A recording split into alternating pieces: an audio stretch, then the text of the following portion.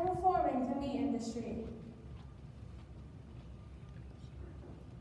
I ended the public's heart, and by accident, I hit the public's stomach.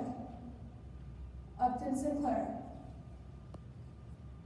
In the early 1900s, there was a booming meatpacking industry in Chicago, Illinois. Feeling outraged with how immigrant workers were being treated, Upton Sinclair wrote The Jungle in 1906.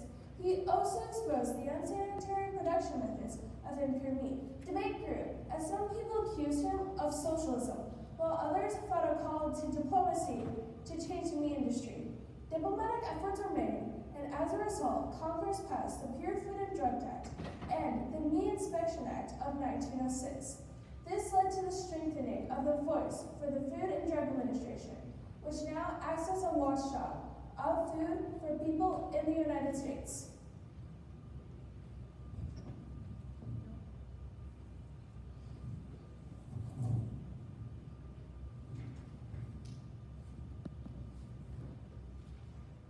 In the early 1900s, there was a new reformist group movement emerging in the United States called progressivism.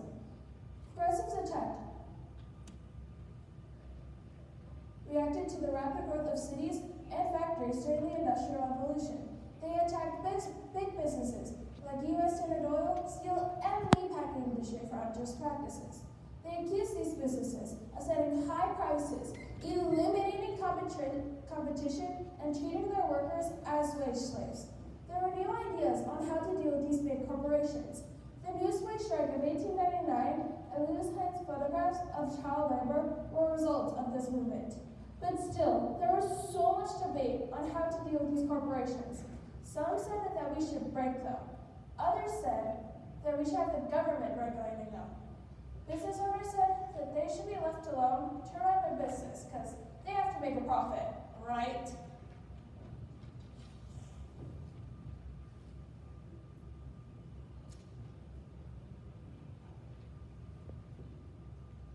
My name is Upton Sinclair, and as a journalist, I've been asked to conduct investigations into the meatpacking industry at Armour and Swift. In 1904, there was a meatpackers union strike, which they demanded for better wages and better working conditions. But the big four meatpacking plants broke the strike with strike breakers. My primary goal: go to Chicago, train for your workers and inspectors. The workers looked sick, weak, and ill-fed. They worked for measly pay that was not enough to live on.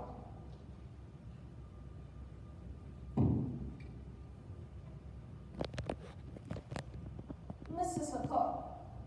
These are ribs are full of toast and round choppings. The meat is spoiled, and spoiled meat is really anything left in the growing dead.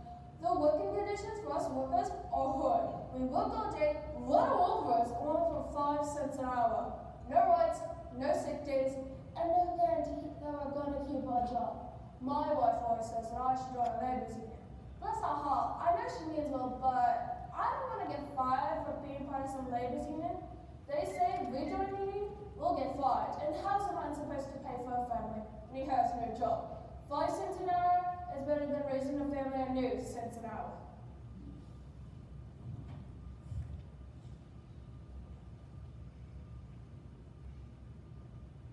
Touring these plants, I found they were the first to use an industrial assembly line. There were over 80 jobs from the killing of the animal to the processing of the meat. Immigrants did dangerous work. They would work in hot summers and cold winters, being covered in blood and meat scraps, using sledgehammers and knives. Women and children over the age of 14 worked to trim and can the meat. Now into further investigations. I will be meeting with the inspector.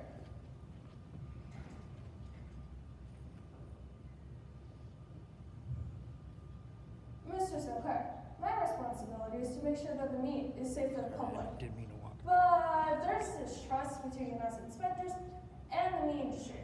It's called a beef trust. It's a debate I really have with myself. I'm supposed to make sure that the meat is safe for the public, but what I found in our samples will horrify you. I have found rat, rotten meat, and even fingers. Now that ain't safe for the public to eat, but I get paid off, which makes ends meet. I was hired by the government, but yet I still get paid off. I'm telling you this because this has gone on for way too long, and this needs to be solved sooner rather than later. Yes, I do take the money to put food on the table for my family, but my family's eating the stinky meat too.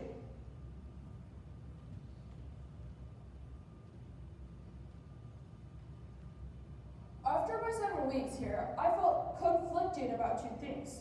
One was the way that immigrants were being treated. The other was about how the meat was being processed.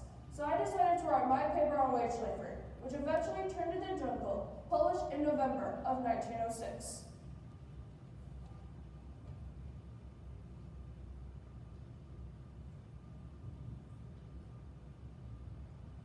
The Jungle is all the news around the factory. It's about a Lithuanian immigrant named Jurgis and his wife Ona. They live in a place called Packington, Chicago. They suffer through poverty due to low wages, and Jurgis joins a socialist rally against the meat packing plant.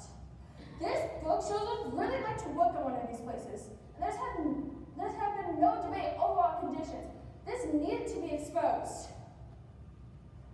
The last line of the book, Chicago will be ours, displays a hope that people will be able to take back Chicago, be able to live the American dream.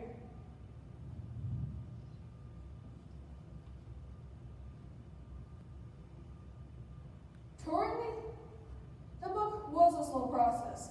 I sent it to many publishers, and then fearing lawsuits, rejected me. One of the first publishers, Mandolin himself, claimed that the book was gloomy and dark. He sent it to his advisors, who said the conditions were untrue.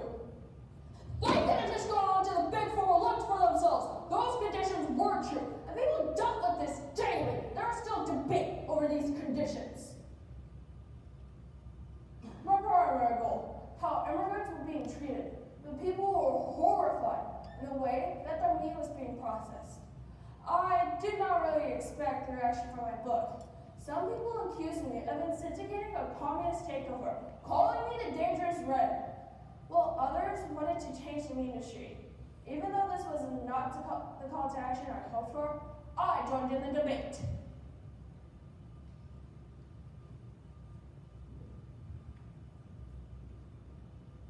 Reporter from the First County in California here, what a debate over this book. One of Sinclair's colleagues, Jack London himself, praised the book. Some people are worried that authors like Sinclair are bringing socialism to America, which according to my sources, we don't even need. In other news, President Theodore Roosevelt has been getting over 100 letters a day asking the government to clean up the meat industry. He's even asked the dangerous Senate himself, Sinclair, to come to talk about these conditions. Many hope that President Theodore Roosevelt will put this dangerous red in his place and make sure he does not have a platform to promote his dangerous ideas.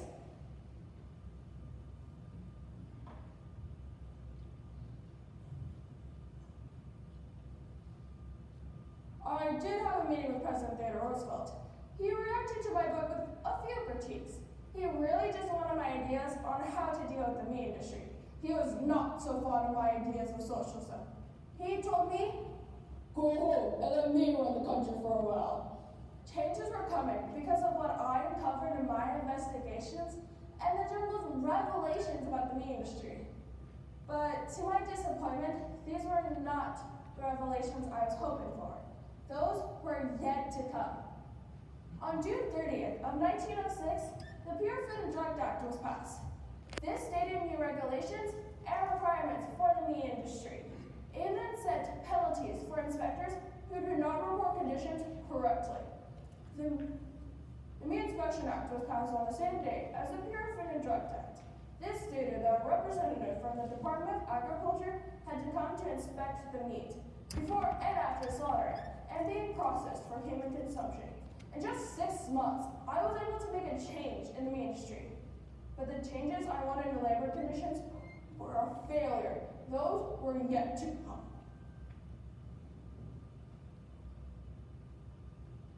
As a successful consequence of Sinclair's book, The Jungle, which sold millions of copies, there were diplomatic efforts made between the people, the government, and the meat industry. The Meat Inspection Act set the voice for the Food and Drug Administration, who says that their mission still remains today, to protect the health and safety of people in the United States.